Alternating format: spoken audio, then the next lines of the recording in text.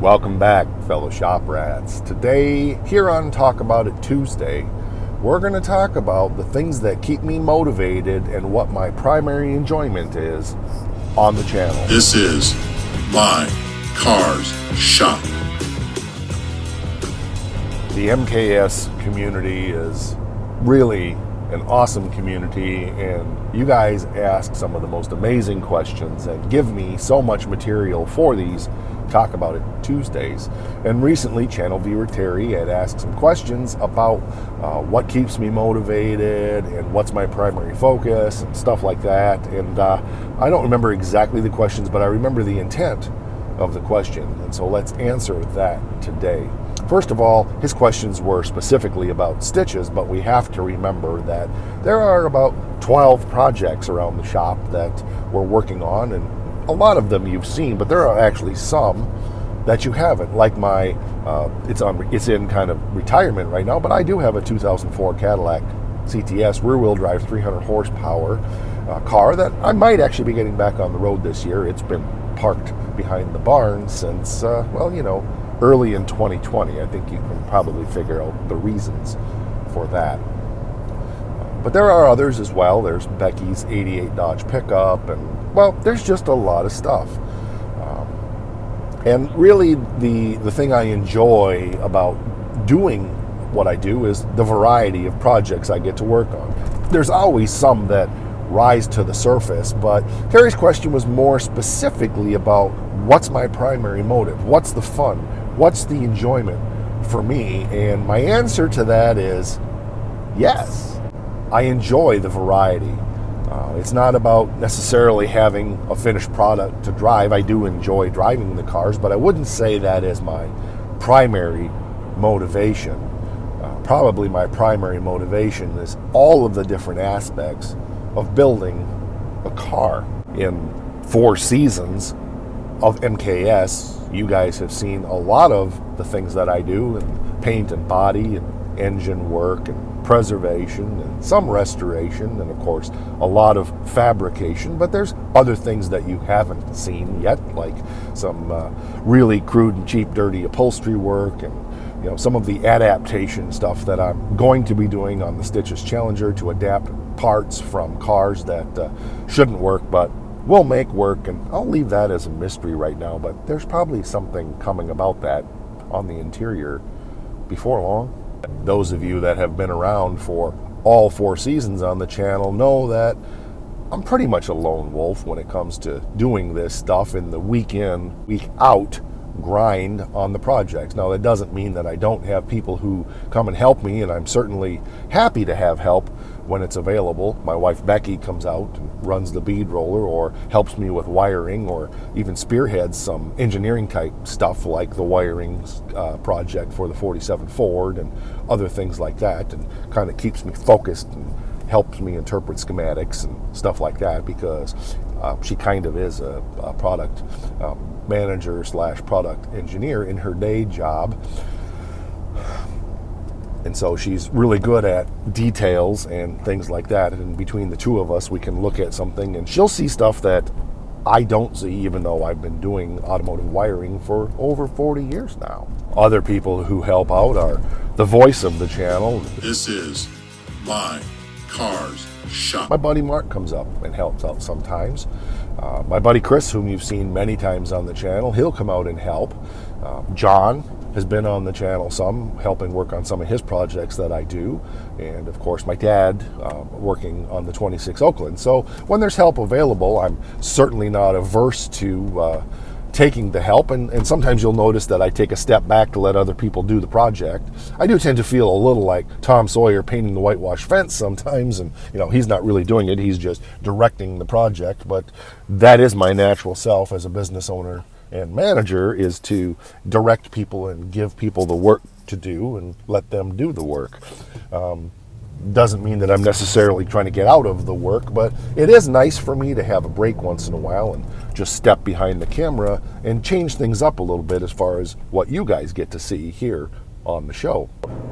So in the bigger picture, do I insist on doing everything myself? No, but yes, but no, but yes.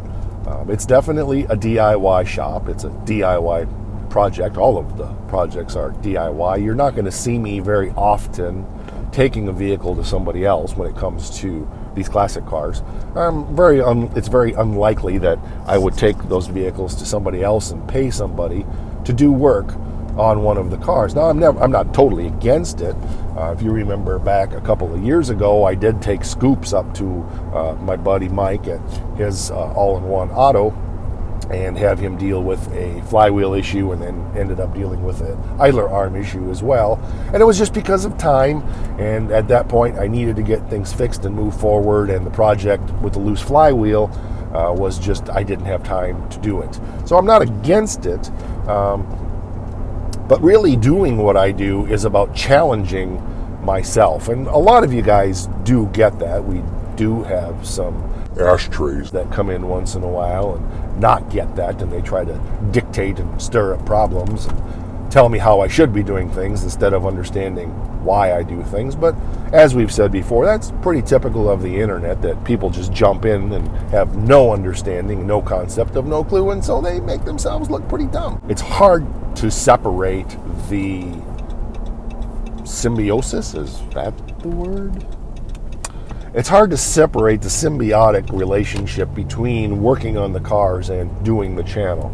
I absolutely love sharing what I do with you guys, and I know that you like seeing what I do, because it doesn't necessarily mean that you're going to do things that way, and I don't expect you to. But I do know that sharing what I do gives you ideas and spurs some thoughts and makes you consider other things, even if you ultimately dismiss it. And when you look at other things and you go, hey, that's a different way of doing things I hadn't thought of before, then you've learned something.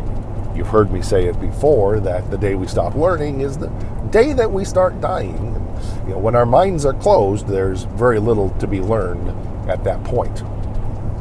There are very traditional models of education, and I've certainly followed those with my college education and getting my bachelor's degree, and then beginning the process of for a while working on my master's degree, and running businesses and being a teacher in all of the different areas of life that I have been, although not in schools necessarily.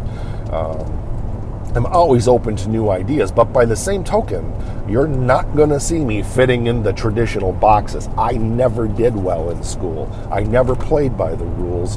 And really, if you think about it, that's where innovation happens. Most of the truly innovative people in the world, and I'm certainly not saying I'm one, but most of the truly innovative people in the world didn't follow the rules and didn't play the game the way that everybody else said. So my primary motivation may not be what you think it is, because it's not about getting the car done. It's not about doing everything myself. It's not about even DIY. It's not about fabrication. It's not about paint and body. It's not about engine building. It's not about any of that stuff. Really, the thing that gets me going, the thing that lights my fire, the thing that I enjoy the most, the thing that just keeps me motivated to keep going and keep trying and so forth, is trying to do something that I've never done before. Let's face it, that there's a lot of lather, rinse, and repeat. When you've painted as many cars as I have and worked in body shops, and when you've been a professional mechanic and done as much mechanical work, how many brake jobs can a person do, and how challenging is that? So there is that mundane, repetitive stuff that goes with every one of these projects when we're going to see them through to completion. But there still is enough of the, hey, I've never tried to do that before. Let's see if we can do that thing. I've never made that before. Let's see if I can make that.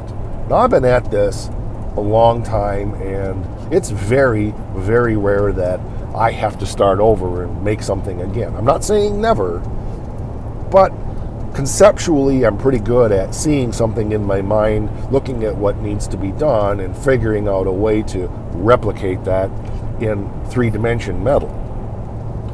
So that's part of the goal, and I'm not expecting to hit a home run every time I step up to the plate, but if I can get on base, I'm pretty happy, which means that I built a part that's functional, and I built a part that's doable, and I built a part that's going to accomplish the goal of what that part is supposed to accomplish. And that does mean I do have to let go of some of my perfectionistic idealism and say, okay, I learned something on that one, and around my shop, around my car's shop, there's always another project coming.